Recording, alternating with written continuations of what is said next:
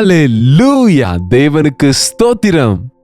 பொழுது விடிந்து விட்டது, வாங்க எழுந்திருங்க என்று உங்களை எழுப்புவதற்காக தேவனுடைய வார்த்தைகளை கேளுங்கள் என்று உங்களுக்கு நினைவூட்டும்படி இன்னொரு முறை இந்த அனுதின தியானத்தில் உங்களை எல்லாரையும் சந்திக்க தேவன் தந்த வாய்ப்புக்காக அவரை துதிக்கிறேன். வாங்க ஒரு சிறிய ஜெபம். பரிசுத்தரே, எமக்கு நன்றி ஆண்டவரே.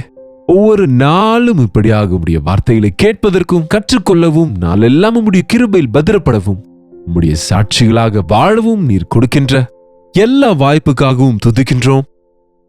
இந்த நாளை எங்களுக்கு ஆசீர்வதிக்கும்படி இயேசுவின் நாமத்திலே ஜெபிக்கிறோம் பிதாவே, ஆமென். திரும்ப ஜெபத்தை குறித்தே சொல்லுவீங்களா என்று பயப்படுகிறீங்களா? இன்னும் என்ன ஜெபத்தை குறித்து கற்றுக்கொள்வோம் என்று ஆசைப்படுகிறீங்களா? எத்தனை விஷயங்கள் இருக்குங்க ஜெபத்தை குறித்து. எத்தனை முறை வேதத்துல ஜெபம் என்கிற வார்த்தைகள் இருக்கிறது என்று பார்த்தால் குறைந்தபட்சம் 1000 முறை ஜெபத்தை குறித்து எழுதப்பட்டு இருக்கிறது. ஜெபத்தின் அவசியத்தை குறித்து எழுதியிருக்கிறது. தாவீது எழுதிய அநேக சங்கீதங்கள் அவைகள் விண்ணப்ப சங்கீதங்களா இருக்கிறது. அதனாலதான் ஜெபிக்க வரல என்பவங்க சங்கீதத்தை வாசித்து ஜெபிங்க, ஒரு சங்கீதத்தை வாசித்து ஜெபிங்க, அல்லது 2-3 சங்கீதங்களை வாசித்து ஜெபிங்க. உங்களால் அழகா ஜெபம் செய்ய முடியும். இதுவரைக்கும் அநேக வகையான ஜெபங்களை குறித்து நம்ம கேட்கிறோம். ஆனா எத்தனை பேர் அதை நீங்க கிரியையில செய்த அற்புதங்களை பார்க்கிறீங்களோ எனக்கு தெரியாது. அற்புதங்களை பார்க்க வேண்டும் என்றால் ஒருமனப்பட்டு செய்யக்கூடிய ஜெபம் ரொம்ப அவசியங்க. 2 அல்லது 3 என் நாமத்திலே ஒருமனப்பட்டால் நான் உங்களுக்காக பரலோகத்தின் வல்லமையை பூலோகத்துக்கு அனுப்புவேன் என்றார்.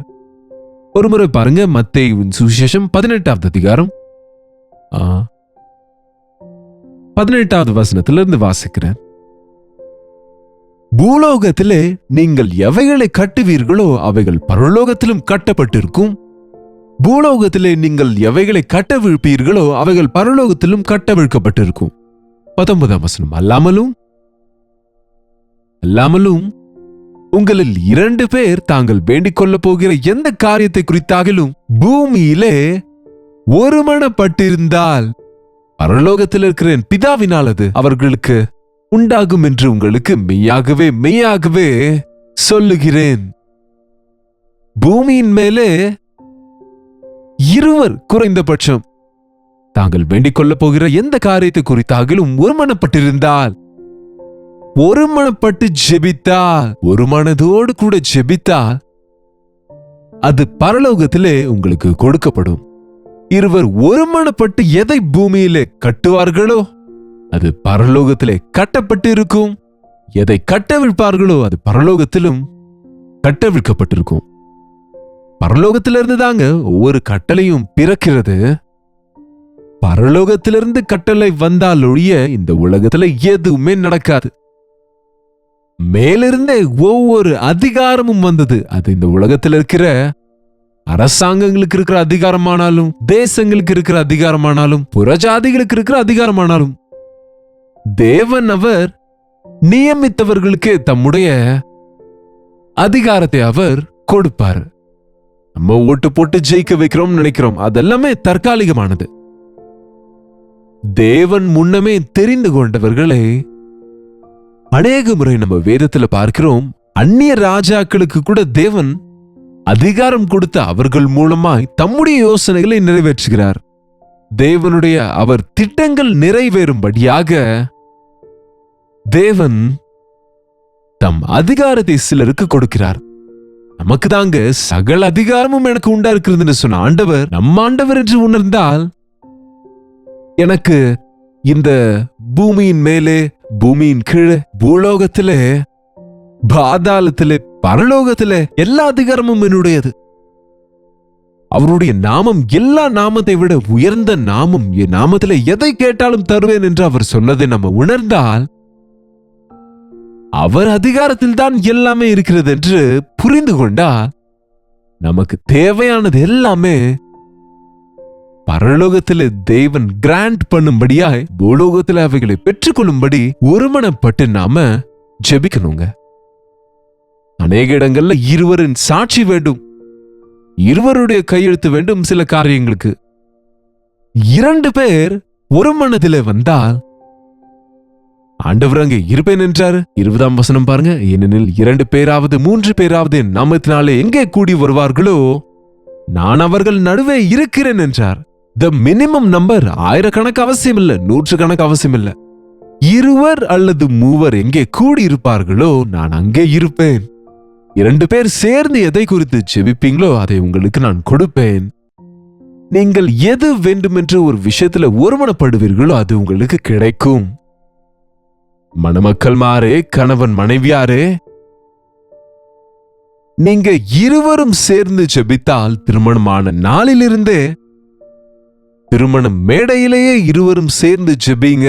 சில கிறிஸ்தவ திருமணங்கள்ல பாஸ்டரையா அங்கே அவங்கள முழங்கால் போட வைத்து அவங்களுக்கு தனிப்பட்ட விதத்தில் ஜெபித்த பிறகுதான் திருமண காரியத்திலே அவங்க முன்னுக்கு போவாங்க. இருவர் ஒன்று சேர்வது என்பது தேவனுடைய திட்டம். இருவரை தேவன் தம்முடைய திட்டத்தின்படியாக தெரிந்து கொள்கிறார். மனிதன் தனிமையா இருப்பது நல்லதல்லவென்று அவனுக்கு ஏற்ற துணையை உண்டாக்கினார். இருவர் இருந்தால் அனல் உண்டாயிருக்கும், இருவருக்கும் பலன் உண்டாயிருக்கும். ஒருவன் தனிமையா இருந்து விழுந்தால் அவனை யார் எழுப்புவான்? இருவர் ஒன்றா இருந்தால் மற்றொருவன் அவனை எழுப்புவான். இருவரும் இயேசாண்டவரிடத்துல ஒரு மனதோடு சென்றால் இருவரையும் ஆசீர்வதிப்பார் அவர். கர்ப்ப கனி வேண்டும் என்னும் போது அது உங்க 2 பேர் கையில தாங்க இருக்கு. அது நீங்க 2 பேரும் தேவ சமூகத்தில் ஒருமனப்படுவதில் இருக்கு. ரெபேக்காளுக்கு பிள்ளை இல்லாத போது ஈசாக்கு ரெபேக்காளுக்காக ஜெபித்தான் என்று வேதத்தில் இருக்கிறது. பிள்ளைகள் உண்டாகாத போது கணவன்மார் மனைவிகளை அவங்க குத்தம் சொல்லுகிறாங்க தவிர இருவரும் ஒருமனப்பட்டால் தானங்க கர்ப்பக்கனி உண்டாகும். இருவருக்குள்ளும் குறைகள் இல்லாம இருந்தா தானங்க 2 பேரின் மூலமாகவும் தான் கர்ப்பக்கனி கிடைக்கிறது என்று மறந்தால் எப்படி? இருவரும் சேர்ந்து ஜெபிங்க. தேவன் சொல்லும்படி கணவன் மனைவிகள் பிரியக்கூடாது. இருவரும் ஒருமனப்பட்டு ஜெபிக்க வேண்டும். எஸ், இன்றையிலிருந்து முயற்சித்து பாருங்க, ஜெபித்து பாருங்க. நமக்கு பிள்ளைகள் இல்லை என்று அவமானப்படுகிறோம் என்று நினைக்கிறவர்களே, உங்கள் நிந்தையை களைந்து போடுவது உங்க கையில தான் இருக்குங்க. நீங்க விசுவாசத்தோடு இருவரும் ஜெபித்தால் கர்ப்பத்தை திறக்கக்கூடியவர் அவர். சாத்தான் மூடுகிறவன், ஆண்டவர் திறக்கிறவர். நாம சாத்தானை கட்டி போட வேண்டும். ஆவியானவரே, பரிசுத்த ஆவியானவருடைய கிரியைகளை பார்க்க வேண்டும். எஸ், பிசாசு கட்டப்படும்படிக்கு நம்ம 2-3 சேர்ந்து ஜெபித்தால் பிசாசின் எண்ணங்கள் கட்டப்படும், பிசாசின் திட்டங்கள் சிதறடிக்கப்படும். எவ்வளவு பேர் ஜெபித்தாலும் ஒரு மனப்பாடு இல்லாவிட்டால் எந்த அற்புதமும் நடக்காதுங்க. இருவர் ஜெபித்தாலும் ஒரு மனதோடு ஜெபித்தால் பூலோகத்தில் அவைகளை நீங்கள் கட்டுவீர்களோ அது பரலோகத்தில் கட்டப்பட்டு இருக்கும். எதை விடுவிப்பீர்களோ அது விடுவிக்கப்படும். இது உண்மைங்க, இது சத்தியம். இன்றைக்கு அநேக ஜெப கூட்டங்கள்ல ஆயிரக்கணக்கானவங்க ஜெபிக்கிறாங்கன்றாங்க. அவங்க ஜெபம் அவங்களுடையது. அநேகர் சேர்ந்து ஜெபிக்கிறேன்னு சொல்லுகிறாங்க, ஆனா அவங்க மனசு சேருகிறது இல்ல, ஏக சிந்தை இல்லை. ஆதி சபையில விசுவாசிகள் எல்லாரும் ஏக சிந்தையா இருந்தார்கள், ஒரே ஆவியை கொண்டிருந்தார்கள், ஒரு மனதோடு கூட ஜெபித்தாங்க. அதனாலதான் ஆதி சபையில அற்புதங்கள் நடந்தது. பூமியை தலைகீழாக்குகிறவர்கள் இங்கே வந்தார்கள், பயந்தாங்க. பூமி மூடிக்கொண்டதாம் அவங்க ஜபங்களுக்கு. பூமி நடுங்கி போனது. அங்க தேவ ஊழியர் வல்லமையா தேவ செய்தியை கொடுக்க முடிந்தது. சாத்தானின் மடியில இருக்கிற அநேக ஆத்துமாக்களை விடுவித்தாங்க. ஆயிரக்கணக்கான ஜனங்கள் ஞான ஸ்நானம் பெற்று மனஸ்தாபப்பட்டு ரட்சிக்கப்பட்டு சபையில கூட்டப்பட்டார்கள். சபையிலே ஜெபிக்கிற விசுவாசிகளே, எங்கெங்க ஒரு மனது? சபையில பரிசுத்த ஆவியானவரின் காரியங்கள் நடக்க வேண்டும் என்றால் ஒரு மனது, ஒரு ஆவி இருக்க வேண்டும். குடும்பத்தில் அற்புதங்கள் நடக்க வேண்டும் என்றால் உங்க குடும்பத்துல ஒரு மனது ஏக சிந்தையோடு செய்கிற ஜபம் வேண்டும். இன்றையிலிருந்து நீங்க ஒரு தீர்மானத்தை செய்து கொள்ளுங்க. ஆலயத்துக்கு போகும்போது உங்க இருதயங்களை சரி செய்து கொண்டு, உங்க அயலாரின் மீது உங்களுக்கு கோபம் இருந்தா, பொறாமை இருந்தா, பகை இருந்தா, பிரிவினை இருந்தா அறிக்கை செய்து சரி செய்து கொண்டு தாழ்த்தி கொண்டு ஒரு மனதோடு ஜெபிங்க. அம்மாங்க, ஆண்டவர் சொல்லி இருக்கிறாரே, நீங்கள் பலிபீடத்தின் அண்டையில வரும்போது உங்க சகோதரர்களுக்கு உங்கள் மேல் ஏதாவது கோபம் இருக்குமானால் நீங்கள் போய் முதலாவது உங்கள் சகோதரனோடு இருதயம் சரி செய்து கொண்டு அப்பொழுது எனக்கு பலியை கொடுங்க, அப்பொழுது உங்க பலியை ஏற்றுக்கொள்ளுவேன். உன் சகோதரன் மேல நீ பகையை வைத்துக் கொண்டு, உங்க உற்றார் மீது நீங்க பொறாமை வைத்துக் கொண்டு, பிறனின் மீது நீங்க கோபம் வைத்துக் கொண்டு நீங்க தேவ சமூகத்துல ஏதோ ஜெபிக்கிறீங்கன்னு சொன்னால் அந்த ஜெபத்தை தேவன் கேட்க மாட்டார். அந்த ஜெபம் தேவ சமூகத்திலே சேராது. ஒருமனப்பட்டு ஜெபிக்கும் போது, ஒரு மனதோடு கூட ஜெபிக்கும் போது அற்புதங்கள் நடக்கும். ஒரு மனதோடு கூட நீங்க ஜெபிக்கும் போது மனிதர்களின் இருதயங்கள் பிணைக்கப்படும். நம்ம ஆலோசனைகள், நம்ம வார்த்தைகள், எண்ணங்கள், விருப்பங்கள் ஒன்றாக மாறும். அதனாலதான் கிறிஸ்தவ குடும்பங்கள்ல கருத்து வேறுபாடுகள் வரலாம் ஒருவேளை, ஆனால் அது தொடரக்கூடாது. வேறுபாடுகள் இருக்கலாம், ஆனால் பகையும் பொறாமையும் இருக்கக்கூடாது என்று வசனம் எச்சரிக்குது. யூனிட்டி இன் டைவர்சிட்டி என்ற வார்த்தை எல்லாரும் பயன்படுத்துகிறாங்க, ஆனால் அது ஆண்டவருக்குள் தான் சாத்தியம். நீங்க மற்றவர்களோடு ஒருமனப்பட்டு ஜெபிக்கிறீங்களா?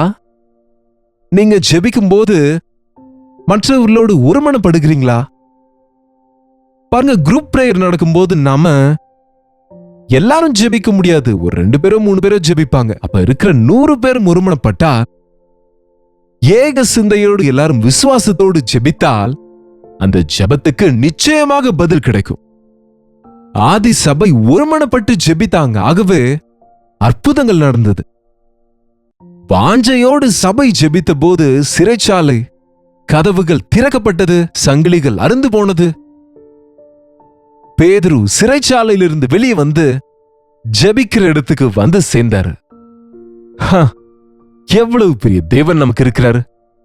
இன்றைக்கு சாத்தானின் கட்டுகளில் சிறையா இருக்கிறவங்க எவ்வளவு பேர் இருக்கிறாங்க. நம்ம வாலிப பிள்ளைகள் ட்ரக்ஸுக்கு அடிமைகளாகி கொண்டிருக்கிறாங்க. எத்தனையோ பேர் சரீர இச்சைகளுக்கு அடிமைகளா இருக்கிறாங்க. அநேகர் இன்றைக்கு இந்த போர்னோகிராஃபிக்கு அடிமைகளாகி இதிலிருந்து எங்களால வெளியே வர முடியல என்று கதறுகிறாங்க. இதற்கு மருந்து மாத்திரைகள் இல்லைங்க. இதற்கு ஒன்றுதான் தீர்வென்பது. ஒரு மனதோடு பெற்றோராக நாம ஜெபித்தால், ஊழியக்காரராக நம்ம ஜெபித்தால், சபையாக நாம ஜெபிக்க முடிந்தால் அற்புத ஆச்சரிய காரியங்கள் நடப்பதை இன்றைக்கு கூட நாம பார்க்க முடியும். ஒரு மனதோடு நம்ம ஜெபிப்போம். ஒரே ஆவியை கொண்டவர்களா ஜெபிப்போம். ஏக சிந்தையோடு, ஒரே நோக்கத்தோடு, ஒரே எண்ணம் கொண்டு ஏசாண்டவரை வேண்டிக் கொண்டால் நம் ஆண்டவர் நமக்கு உத்தரவு கொடுப்பார், நமக்கு பதில்களை கொடுப்பார். நீங்க அற்புத ஆச்சரிய காரியங்களை உங்க ஜெபத்தின் மூலம் பார்க்க முடியும். நீங்க எதை கட்டுவீர்களோ இயேசுவின் நாமத்திலே கட்டுகிறோம் என்று ஒரு மனதோடு இருவர் ஜெபித்தால் அது பரலோகத்திலே கட்டப்பட்டு இருக்கும். பூலோகத்திலே அதனுடைய விளைவுகளை, அதன் பதில்களை நாம பார்க்க முடியும். எதை நாம விடுவித்தால் அது பரலோகத்திலும் விடுவிக்கப்படும். அதன் விளைவுகளை பூலோகத்தில் இங்க நாம் அனுபவிக்க முடியும். ஜெபத்தை நிறுத்தாதீங்க. ஒரு மனதோடு ஜெபிங்க. ஜெபத்துக்கு முன்பே உங்க இருதயத்தை சரி செய்யுங்க. கோபதாபங்களை விட்டு விடுங்க.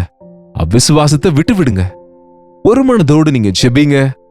இயேசுவின் பாத தண்டையில அவருடைய ஆசீர்வாதங்களை பெற்று அற்புத ஆச்சரிய காரியங்களை அனுபவிப்போம். ஜெபிப்போம். பரிசுத்தரே, அன்புள்ள ஆண்டவரே, ஒரு மனதோடு ஜெபிக்கிற ஜெப வாழ்க்கைகளை எங்களுக்கு கொடுங்க ஆண்டவரே. எங்கள் சபை ஜெபங்களிலே ஆவலோடு கூட ஜெபித்து கட்டுகளில் இருந்து மனிதர்களை விடுவிப்பதற்கு சபை பலப்படுத்தப்பட ஏக சிந்தையோடு ஜெபிக்கிற ஜெப ஆவியை தாங்கப்பா.